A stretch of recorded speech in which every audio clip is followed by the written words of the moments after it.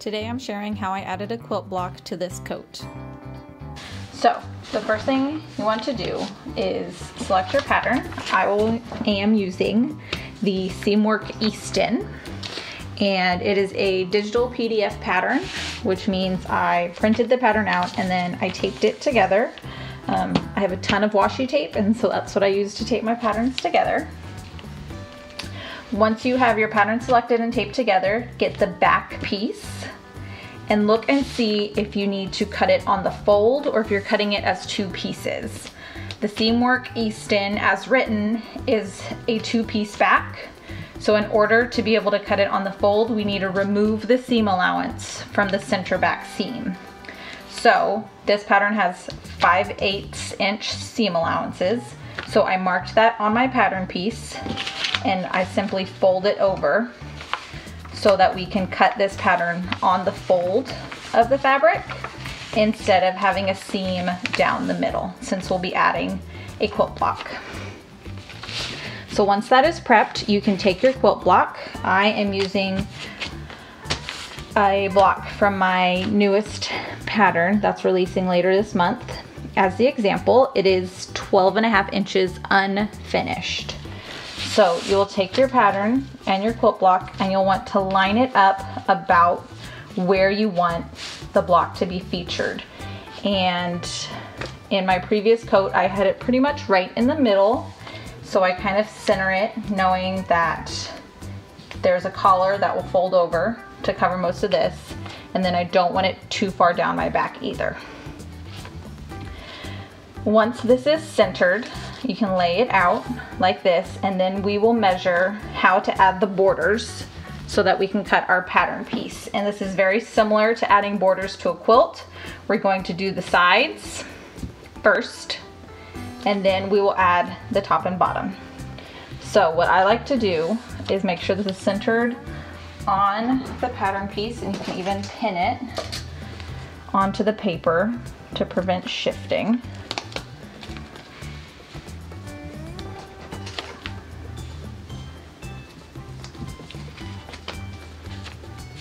So I take my acrylic ruler and I measure from the edge of the block to the widest part of the pattern. Make sure that can be seen, yep.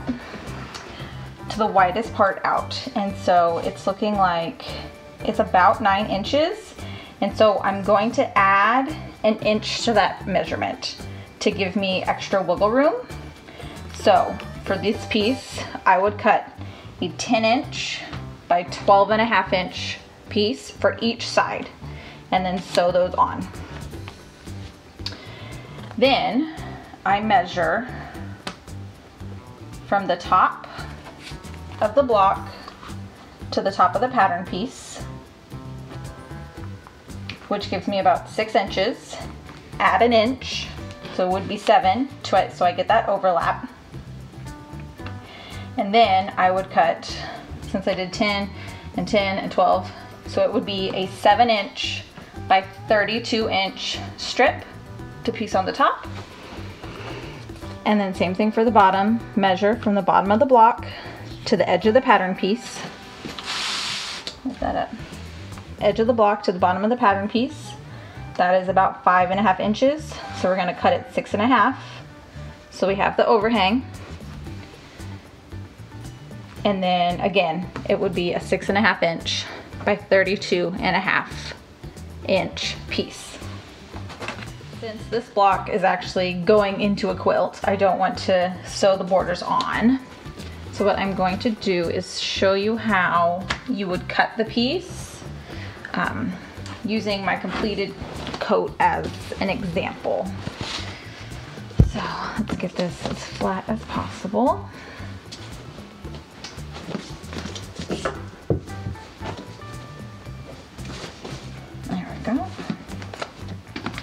So once you have sewn the side pieces and the top pieces onto the block that you're featuring, you'll take your pattern again, and this time you'll put it on top of that fabric piece, centering the pattern over the center of the unit you constructed. And you can see here there's overhang because it's already sewn together, so the seam allowances are overhanging. And what I do is trace, get a fabric marking pen, mark a little notch, no longer than 1/4 inch on the center. I will trace all the way around the pattern piece onto my fabric to here, and then again a little notch, and then flip it over, line it up, matching those notches that you drew, centering it, and then draw the other side all the way around. While I'm working on this quilted coat, I trace my pattern piece onto the fabric and then cut both the fabric and the batting larger than the pattern piece, because with your quilting you will get shrinkage. I'm only doing a 2-inch grid, so the shrinkage will be minimal, but this way I can ensure that I don't lose any of my pattern piece size. Thank y'all so much for joining me for this little tutorial. I really hope it helped you and inspires you to add a quilt block to your next quilt coat.